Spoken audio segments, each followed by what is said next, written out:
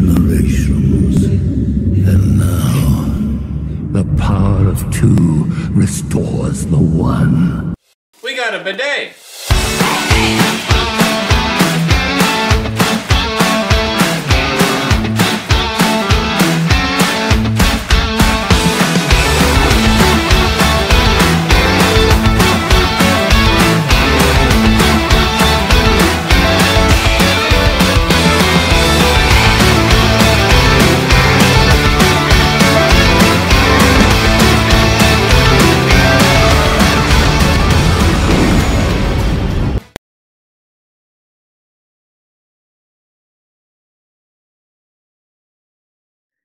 Hey everybody, and welcome back to another video. In today's video, we got one more movie discussion here for you during the holiday break, and that is for Napoleon. There's not a whole lot that we're gonna talk about with spoilers because it's a historical movie, so if you know kind of a thing. But there's a handful of things we want to talk about with the film, so most of it will be non-spoiler, I would say. But we're also going to give the movie a rating as well. I will go ahead and say I didn't know much about Napoleon. I remember from my elementary years, I believe is when we talked about him, is this that he was, somebody that was out to kind of conquer the world because he was called Napoleon the Conqueror. And so kind of what I thought I was going to get out of this movie is if you know us, we're Star Wars fans. I was kind of wondering if this was kind of be like a Thrawn type movie where it's like, seeing and learning how he came up with battle schematics and how he was smart with battles and stuff. But that's actually not what this movie is at all. This movie Well, is a little piece of it was. very small because he talked a lot that he was smart. But he never really ever talked through much of it. Besides saying, I'm smart. If I would make a mistake, I would admit it, but I've never made any kind of a thing.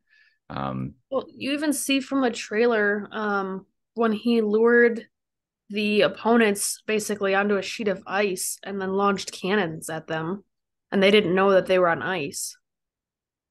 Yeah. So I feel like that's kind of one of those showing not telling situations. It's definitely showing not telling for any of his battle things. Yeah, so I would say we get a good handful of battles to see that he was a part of. I think I counted somewhere around like 4 or 5 maybe. But we do get a lot of detail about his personal life and his political life. I would say that's the majority of the film. We learn about, how he first came to power, where he, started off somewhere small, was starting to prove himself, to the higher ups that he would be good at, being a commander, basically. I apologize because I don't know all the different government terms for the French. I know they were talking about emperor and stuff like that. But basically he proves himself, works his way up, and then just kind of goes to his head a little bit, and that's what eventually consumes him. And that's what we know from history as well. Trying to be such an aggressor and not really paying attention to certain logistics when he really should be. Some of the other things about this film that I didn't really know going into it that maybe you want to be aware of. It is graphic on all fronts of film ratings. Obviously there's violence because it's a war film. There is obviously swearing and stuff like that. The big one that I didn't really expect was there's a lot of graphic sexual content. So if you're I learned about Napoleon when I was in elementary school. So if you're thinking that this might be like a decent classroom video down the road, you might want to watch it before you put it out there, kind of a thing. It is rated R. It is. Well, so I say it this way because when I was in middle school, we had to get a permission slip to watch The Patriot, which has no sexual content whatsoever, but it is graphic with war stuff. And so just I would be mindful if there's any classrooms out there wanting to show this film to give, some idea of who Napoleon was, kind of a thing. And I will also say, like I said before, I am not a history buff, so I don't know how accurate this is to Napoleon. Um, but from what I remember, it at least painted the picture that I thought um, they would show of Napoleon and more. I don't want to take up all the talking space. So, what's some of the things that you noticed about the film or you thought was noteworthy? So I'm coming from a similar space that Jeremy is, where I'm not a big history buff. I think that stuff's really interesting, but I don't know or retain a whole lot of the history knowledge that I have. So in terms of like what I knew about Napoleon going into this, not really a whole lot. Um, I basically knew what you got from the trailer. You know, it was going to be a war movie, and I thought it was interesting to see his life. There's a lot of good depiction, I think, on his like personality and how kind of dry he is as a person. Uh, but the political stuff, I don't know if it's just because I don't know politics or what, but I feel like your average viewer would probably be in the same shoes as us, where you're not super um knowledgeable on ancient French politics and what all these different terms mean. And I don't know if I'd call it ancient. It's not too long ago. I mean, it's 300 years ago, Mm, 200 years ago. 200 years ago. That's only a handful of generations, but I digress. Okay, anyway, uh what I'm trying to get at here is that I feel like I wish it was spelled out a little bit more. They'll have these one-liners of like so and so was beheaded because of this, and I don't know who that person is, and I don't know why they're being beheaded, and it just doesn't make sense. And I feel like that kind of thing happened a lot of like, we want to overthrow this government because of this. And I don't even know what that means or who these people are. And so a lot of the political stuff was really hard for me to follow. And I kind of just had to almost ignore that part of it and just take it for what it is. Okay, some bad stuff happened. So now he gets a promotion. Yay. you know, in the very beginning of the film, and this is actually in the trailer too, there is a lady with like super white hair being beheaded. And I didn't pick up anywhere where they said who that was. And I think it was Marie Antoinette. Um, and I believe that used to be the Queen of France. But like this is stuff that I looked up after the movie. So during the movie, you see somebody being beheaded and you don't really understand why or who's doing this. And I think it's just it's that kind of stuff that makes the movie a little hard to follow. Um, Yeah, they I was they gonna tried say, to take on so much with this film because they go, 30 years of this guy's life. That's a long time and a lot of battles and a lot of promotions and political stuff and social stuff and battle stuff. Like that's a lot to take on in one film. yeah, they do try to cover a lot in this film, and I read some comments about, people. I tried to see what would the opinion be of people that know about this stuff before, we went ahead and recorded, and it seems like there's a lot of stuff that a lot of people feel was more significant to his life that wasn't depicted. Like at the end of the film, like the very end, when the credits are about to roll, they do the little thing that they do for almost any movie that's based on real events, where they say, their life ended here, this, blah, blah, blah. But there was a whole section where it said, like, here were his battles, and here's where, or how many people were killed in each of these battles. And some of them had huge numbers compared to the ones that we saw on film. And so, a lot of people feel that there were better battles to show that were more important to his war career, if you want to call it that. Um, One thing I will say that I thought was neat, because it like triggered something that I remembered from way back when. Like I didn't even know I remembered this, but it was back there. Um, there, I don't remember what the battle was, but it was a defeat for Napoleon, so it's kind of towards the end. But we see the battle strategy where, do you remember who they were fighting at the very end? Thought it was The British, I believe. I don't think, was it the British? Anyways, so basically Napoleon's troops were, it was a battle he should not have even just walked into. But he sent in the cavalry, and the opponent had all just foot soldiers. They didn't have cavalry, and so they did a formation where it was like a triangle or a circle almost, where their backs were to each other and they were firing. And I remembered that from school, hearing about those battle formations and how those were, you know, key strategies that were used against Napoleon to take him out.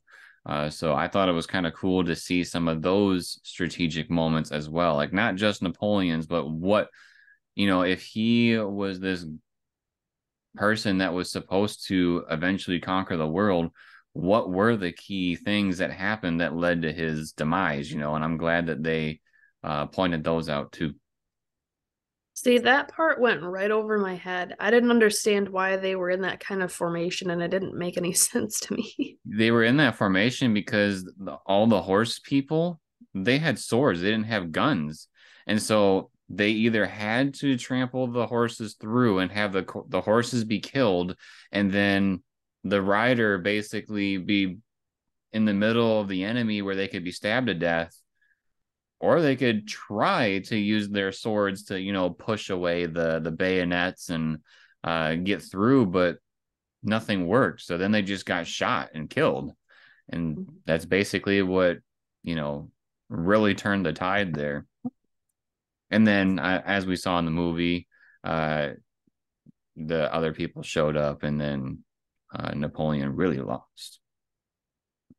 One of the other things that I want to note is kind of like a trigger warning if you don't like seeing animals hurt.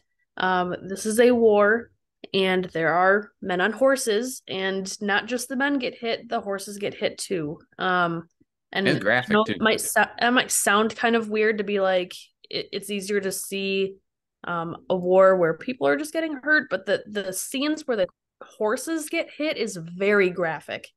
Like that was one of the things at the very early part of the movie that I said to myself, you know, as I was watching this, I'm thinking, if the rest of the movie is this graphic with the animals getting hit, I'm gonna have to walk out. But luckily, it was only, I don't know, maybe 2 scenes in the whole movie where it was that graphic with the horses. So it's not like a huge part of the movie, but it is something to note. I would think a bigger trigger warning would be how he treats his wife personally. But um, yeah, like I said, you learn a lot about his personal life, uh, you know, in conjunction with his war tactics, which um, I thought they did a pretty good job, but I feel like this should have been like a TV series on HBO or something.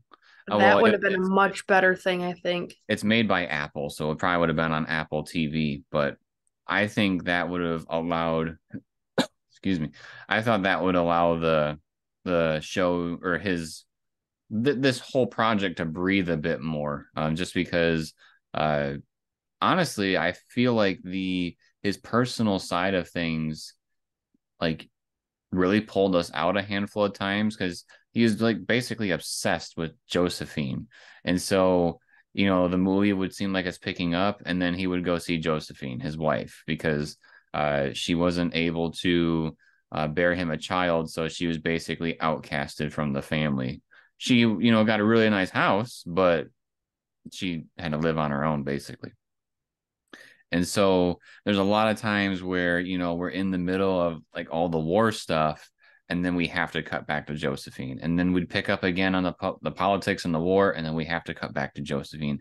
And I feel like a couple of times is fine, but they did it so much that it started to pull me out, and I was kind of like, can this scene be over with, kind of thing? Because I just wanted to, once you get to a certain point, those scenes really aren't any different, and that I think is kind of the problem, because most of the first chunk, is him trying to have an heir to the throne, but the second part of it, where she has to live on her own, there's nothing that's accomplished the rest of the way, whenever he goes back, besides I love you. And then you can tell from her, I don't love you, but I'm just going to do what I got to do to survive, kind of a thing. And really that dynamic kind of goes nowhere, in my opinion. Do you want to go ahead and let's give our ratings and wrap it up here, since again, Yeah, if you know, you know, and if you don't know, go see the movie. It's history, I suppose. I'm giving this film a 6. I feel like it was pretty average, and the one thing that's pulling it from a 5 or anything lower than that, honestly, is Joaquin Phoenix. I am a big fan of his. I've kind of been getting more into his movies kind of recently. A lot of his character in here is kind of just dry and bland and constantly having a look of like just observing. But I don't know, I feel like his portrayal and seeing his different emotions throughout the film and stuff, and how he's just a good actor. There's not really a whole lot more to it. But if this was easier to follow what was going on politically, or if it had more time to kind of let, as Jeremy was saying, let some of these things breathe.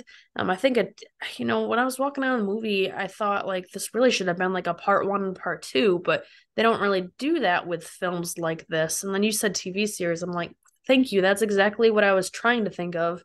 Just hadn't thought of it yet. I feel like this would have been way better suited for something where you can have several hours to cover, all of this stuff.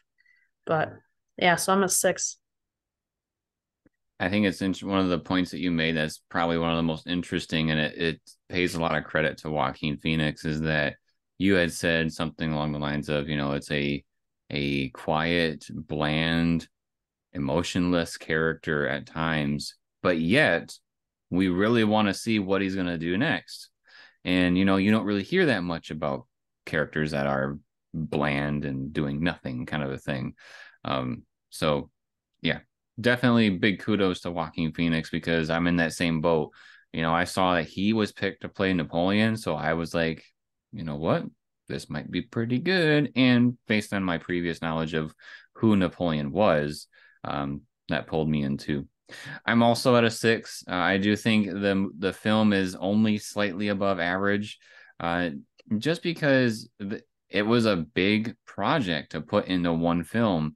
And I even had some issues with some of the editing throughout, because there were some times where there were some times early on when we were learning about like his life with Josephine and stuff, and then it would like cut over to a maybe 60-second clip of him doing something barbaric or like war-ish type stuff. I don't want to give it away when I'm talking about, but and then it would cut back to him and Josephine, and it didn't really make sense why something that seemed like it would be pretty important, how that just made its way into the middle of him and his wife.